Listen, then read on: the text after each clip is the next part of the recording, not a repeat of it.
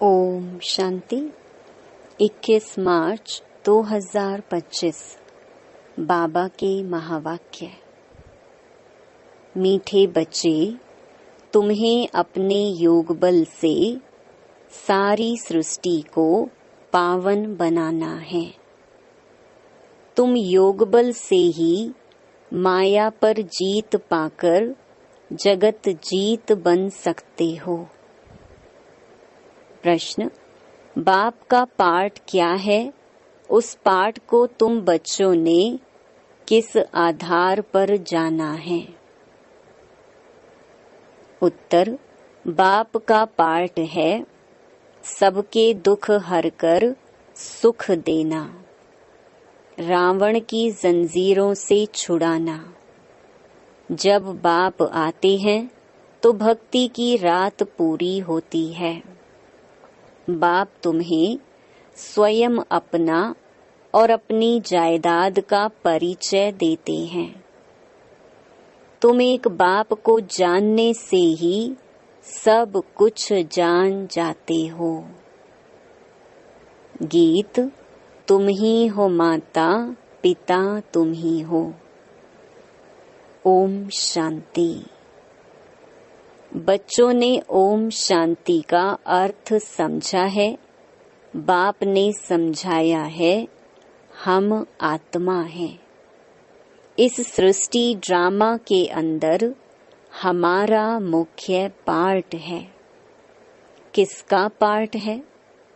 आत्मा शरीर धारण कर पार्ट बजाती है, तो बच्चों को अब आत्म अभिमानी बना रही है।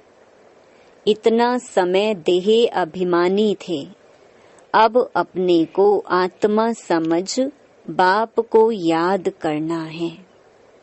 हमारा बाबा आया हुआ है ड्रामा प्लान अनुसार। बाप आते भी हैं रात्रि में। कब आते हैं उसकी तिथि तारीख कोई नहीं है। तिथि तारीख उनकी होती है जो लौकिक जन्म लेते हैं। यह तो है पारलौकिक बाप। इनका लौकिक जन्म नहीं है। श्री कृष्ण की तिथि तारीख समय आदि सब देते हैं। इनका तो कहा जाता है दिव्य जन्म। बाप इनमें प्रवेश कर बताते हैं कि यह बेहद का ड्रामा है। उसमें आधा कल्प है रात। जब रात अर्थात घोर अंधियारा होता है तब मैं आता हूँ। तिथि तारीख कोई नहीं। इस समय भक्ति भी तमो प्रधान है। आधा कल्प है बेहद का दिन। बाप खुद कहते हैं, मैंने इनमें प्रवेश किया है। गीता में है भगवानुवाच, परंतु भगवान मनुष्य हो नहीं सकता। श्री कृष्ण भी दैवी गुणों वाला है। यह मनुष्य लोक है, यह देव लोक नहीं है। गाते भी हैं ब्रह्मा देवताय नमः। वह है सूक्ष्म वतनवासी। बच्चे जानते हैं वहाँ हड्डी मांस नहीं होता है। वह है सूक्ष्म सफेद छाया। जब मूल वतन में है तो आत्मा को न सूक्ष्म शरीर छाया वाला है न हड्डी वाला है। इन बातों को कोई भी मनुष्य मात्र नहीं जानते हैं। बाप ही आकर सुनाते हैं, ब्राह्मण ही सुनते हैं और कोई नहीं सुनते। ब्राह्मण वर्ण होता ही है भारत में। वह भी तब होता है जब परमपिता परमात्मा प्रजापिता ब्रह्मा द्वारा ब्राह्मण धर्म की स्थापना करते हैं। अब इनको रचता भी नहीं कहेंगे। नई रचना कोई रचते नहीं है, सिर्फ रिजुवनेट करते हैं। बुलाते भी हैं, हे बाबा पतित दुनिया में आकर हमको पावन बनाओ। अभी तुमको पावन बना रहे हैं तुम फिर योग बल से इस सृष्टि को पावन बना रही हो। माया पर तुम जीत पाकर जगत जीत बनते हो। योग बल को साइंस बल भी कहा जाता है। ऋषि मुनि आदि सब शांति चाहते हैं, परंतु शांति का अर्थ तो जानते नहीं। यहाँ तो जरूर पार्ट बजाना है ना। शांति धाम है स्वीट साइलेंस होम। तुम आत्माओं को अब यह मालूम है कि हमारा घर शांति धाम है। यहाँ हम पार्ट बजाने आए हैं। बाप को भी बुलाते हैं, हे पतित पावन, दुख हरता, सुख करता आओ। हमको इस रावण की जंजीरों से छुड़ाओ। भक्ति है रात, ज्ञान है दिन। रात मुर्दाबाद होती है, फिर ज्ञान जिंदाबाद होता है। यह खेल है सुख और दुख का। तुम जानते हो, पहले हम स्वर्ग में थे, फिर उतरते उतरते आकर नीचे हेल में पड़े हैं। कलयुग कब खलास होगा, फिर सतयुग कब आएगा, ये कोई नहीं जानते। तुम बाप को जानने से बाप द्वारा सब कुछ जान गए हो। मनुष्य भगवान को ढूंढने के लिए कितना धक्का खाते हैं, बाप को जानते ही नहीं। जाने तब जब बाप आकर अपना और जायदाद का परिचय दे। वर्षा बाप से ही मिलता है, माँ से नहीं। इनको मम्मा भी कहते हैं, परंतु इनसे वर्षा नहीं मिलता है। इनको याद भी नहीं करना है। ब्रह्मा विष्णु शंकर भी शिव के बच्चे हैं, ये भी कोई नहीं जानते। बेहद की सारी दुनिया का रचयिता एक ही बाप है, बाकी सब हैं उनकी रचना या हद के रचयिता। अब तुम बच्चों को बाप कहते हैं, मुझे याद करो तो तुम्हारे विकर्म विनाश हो। मनुष्य बाप को नहीं जानते हैं तो किसको याद करें। इसीलिए बाप कहते हैं, कितने निधन के बन पड़े हैं, यह भी ड्रामा में नूंद है। भक्ति और ज्ञान दोनों में सबसे श्रेष्ठ कर्म है दान करना। भक्ति मार्ग में ईश्वर अर्थ दान करते हैं। किस लिए? कोई कामना तो जरूर रहती है। समझते हैं जैसा कर्म करेंगे वैसा फल दूसरे जन्म में पाएंगे। इस जन्म में जो करेंगे उसका फल दूसरे जन्म में पाएंगे। जन्म जन्मांतर नहीं पाएंगे। एक जन्म के लिए फल मिलता है। सबसे अच्छे ते अच्छा कर्म होता है दान। दानी को पुण्य आत्मा कहा जाता है। भारत को महादानी कहा जाता है। भारत में जितना दान होता है उतना और कोई खंड में नहीं। बाप भी आकर बच्चों को दान करते हैं। बच्चे फिर बाप को दान करते हैं। कहते हैं, बाबा आप आएंगे तो हम अपना तन मन धन सब आपके हवाले कर देंगे। आप बिगर हमारा कोई नहीं। बाप भी कहते हैं, मेरे लिए तुम बच्चे ही हो। मुझे कहते ही हैं हेवनली गॉड फादर, अर्थात स्वर्ग की स्थापना करने वाला। मैं आकर तुमको स्वर्ग की बादशाही देता हूँ। बच्चे मेरे अर्थ सब कुछ दे देते हैं।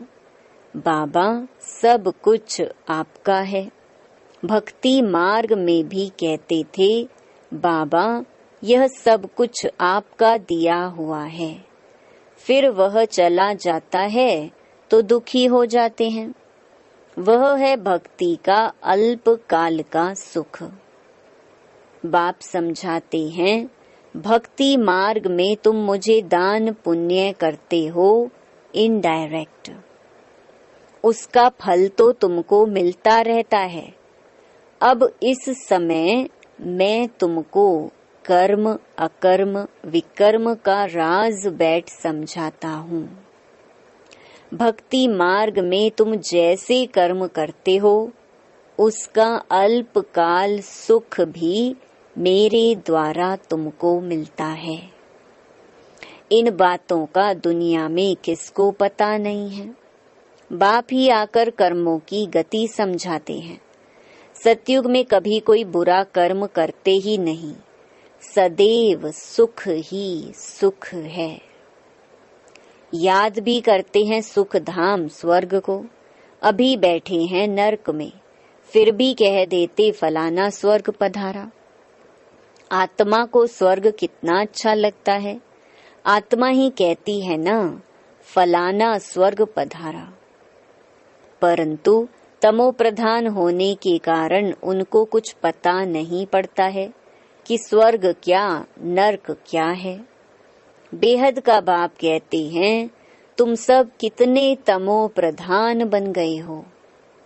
ड्रामा को तो जानते नहीं, समझते भी हैं कि सृष्टि का चक्कर फिरता है तो जरूर हू बहू फिरेगा ना। वह सिर्फ कहने मात्र कह देते हैं। अभी यह है संगम युग। इस एक ही संगम युग का गायन है।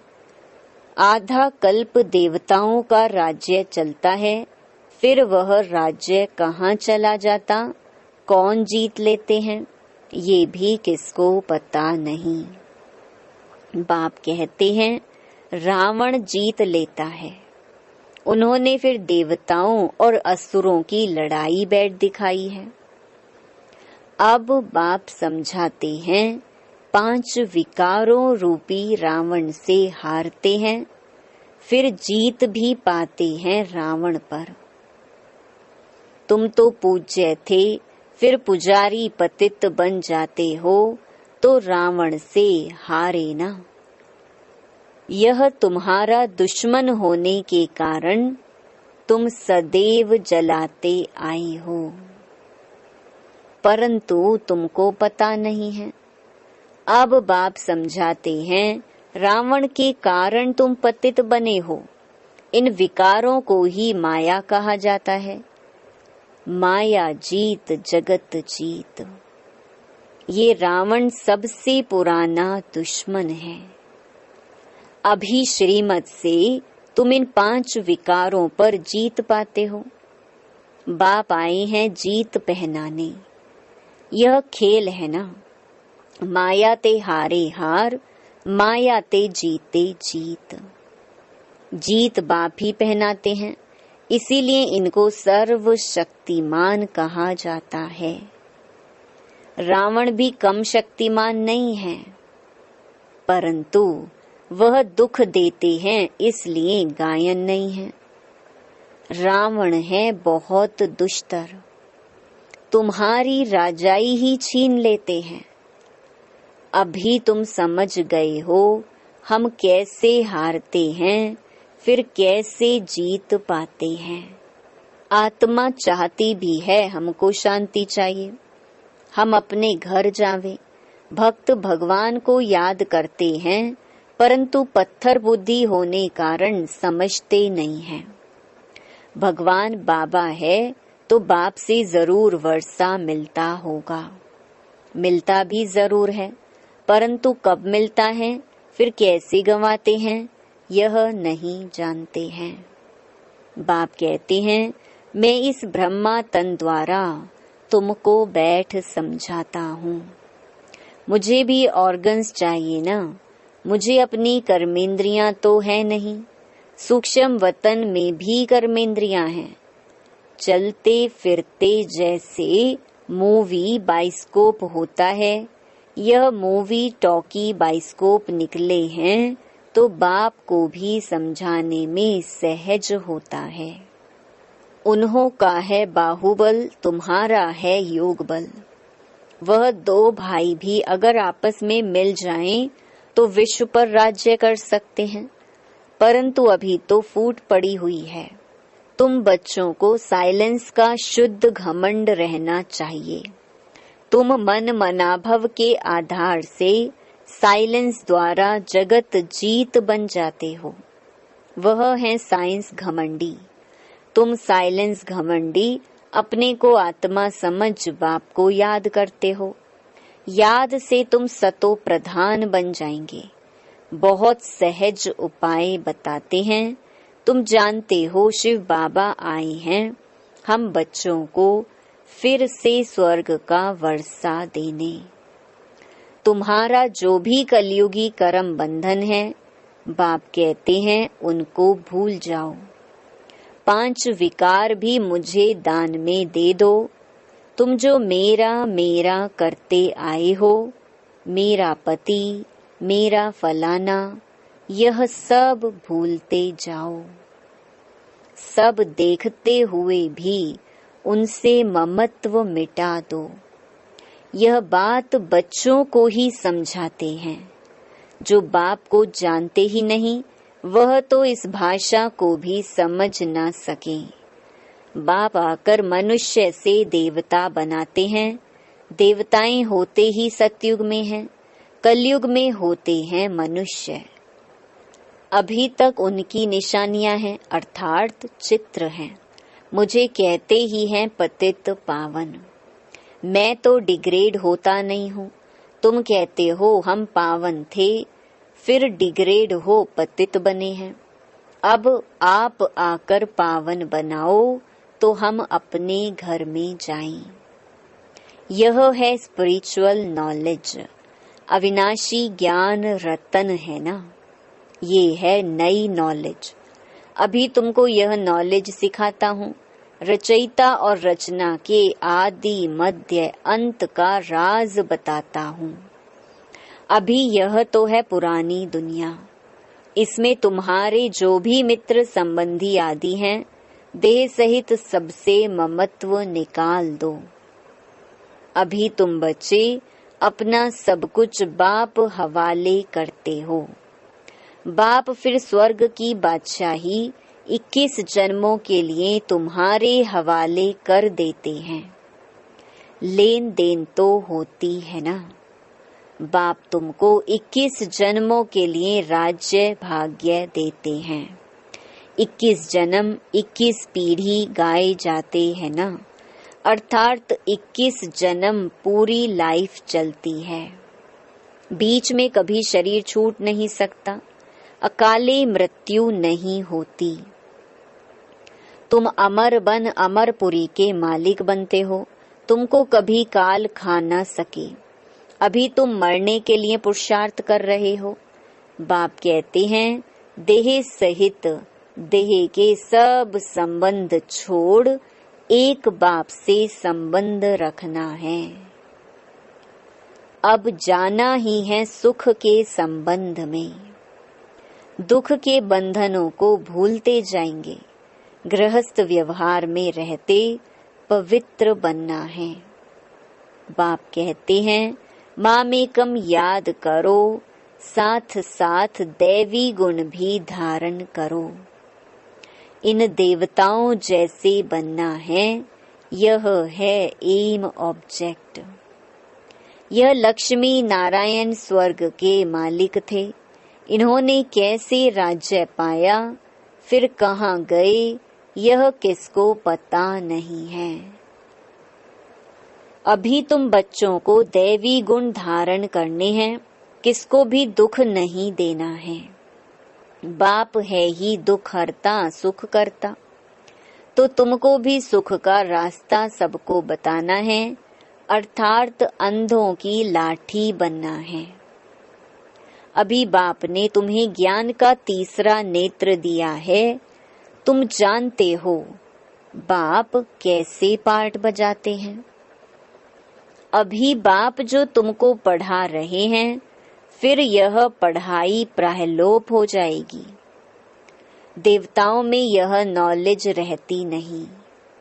तुम ब्रह्मा मुख वंशावली ब्राह्मण ही रचता और रचना के ज्ञान को जानते हो। और कोई जान नहीं सकते। इन लक्ष्मी नारायण आदि में भी अगर यह ज्ञान होता तो परंपरा चला आता। वहाँ ज्ञान की दरकार ही नहीं रहती, क्योंकि वहाँ है ही सद्गति। अभी तुम सब कुछ बाप को दान देते हो, तो फिर बाप तुमको 21 जन्मों के लिए सब कुछ दे देते हैं। ऐसा दान कभी होता नहीं। तुम जानते हो हम सर्वंश देते हैं। बाबा, यह सब कुछ आपका है, आप ही हमारे सब कुछ हो। त्वमेव माताश्च पिता त्वमेव। पार्ट तो बजाते हैं ना। बच्चों को एडॉप्ट भी करते हैं, फिर खुद ही पढ़ाते हैं, फिर खुद ही गुरु बन सबको ले जाते हैं। कहते हैं तुम मुझे याद करो तो पावन बन जाएंगे, फिर तुमको साथ ले जाऊंगा। यह यज्ञ रचा हुआ है, यह है शिव ज्ञान यज्ञ। इसमें तुम तन मन धन सब स्वाहा कर देते हो, खुशी से सब अर्पण हो जाता है, बाकी आत्मा रह जाती है। बाबा, बस अब हम आपकी श्रीमत पर ही चलेंगे। बाप कहते हैं गृहस्थ व्यवहार में रहते पवित्र बनना है। 60 वर्ष की आयु जब होती है तो वानप्रस्थ अवस्था में जाने की तैयारी करते हैं, परंतु वह कोई वापस जाने के लिए थोड़ी ही तैयारी करते हैं। अभी तुम सतगुरु का मंत्र लेते हो, मन मना भव। भगवानुवाच, तुम मुझे याद करो तो तुम्हारे विकर्म विनाश होंगे। सबको कहो आप सबकी वानप्रस्थ अवस्था है। शिव बाबा को याद करो, अब जाना है अपने घर। अच्छा, मीठे मीठे सिकिलधे बच्चों प्रति माता पिता बाप दादा का याद प्यार और गुड मॉर्निंग। रूहानी बाप की रूहानी बच्चों को नमस्ते। धारणा के लिए मुख्य सार। पहला, कलयुगी सर्व कर्म बंधनों को बुद्धि से भूल 5 विकारों का दान कर आत्मा को सतो प्रधान बनाना है। एक ही साइलेंस के शुद्ध घमंड में रहना है। दूसरा, इस रुद्र यज्ञ में खुशी से अपना तन मन धन सब अर्पण कर सफल करना है। इस समय सब कुछ बाप हवाले कर 21 जन्मों की बादशाही बाप से ले लेनी है। वरदान, रौब के अंश का भी त्याग करने वाले स्वमानधारी पुण्य आत्मा भव। स्वमानधारी बच्चे सभी को मान देने वाले दाता होते हैं। दाता अर्थात रहम दिल। उनमें कभी किसी भी आत्मा के प्रति संकल्प मात्र भी रौब नहीं रहता। यह ऐसा क्यों? ऐसा नहीं करना चाहिए, होना नहीं चाहिए, ज्ञान यह कहता है क्या? ये भी सूक्ष्म रौब का अंश है। लेकिन स्वमानधारी पुण्य आत्माएं गिरे हुए को उठाएंगी, सहयोगी बनाएंगी।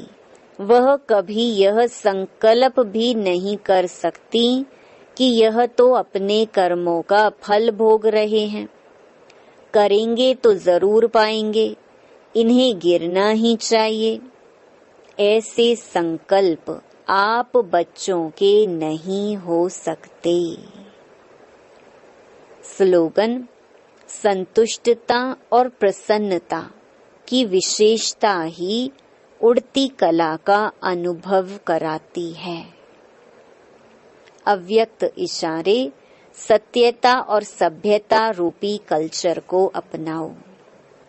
सत्यता की शक्ति की निशानी है निर्भयता।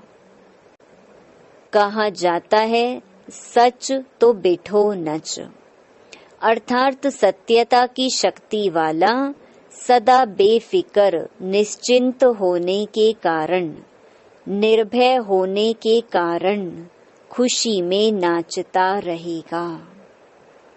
यदि अपने संस्कार व संकल्प कमजोर हैं, तो वह कमजोरी ही मन की स्थिति को हलचल में लाती है। इसीलिए पहले अपनी सूक्ष्म कमजोरियों को अविनाशी रुद्र यज्ञ में स्वाहा करो। ओम शांति।